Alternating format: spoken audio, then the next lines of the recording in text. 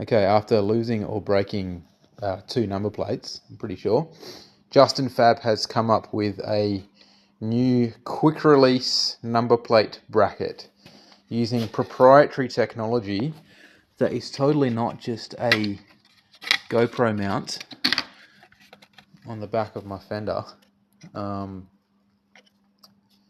Yeah, the idea is basically when I get to the trails, I can just unclip that, stick it in my backpack, and then I don't ever have to worry about it breaking on a tree branch, or if I fall over, or losing it in a trail somewhere. I think the only thing I will do is I'll just attach a little chain, probably to one of these bolts, and then attach it into that, just as a little safety measure, just in case my proprietary Justin Pro mount, the adhesive comes off it.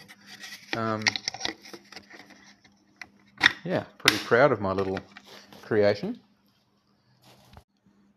And as an extra benefit, I have realized that I can technically mount my number plate anywhere that I could mount a GoPro.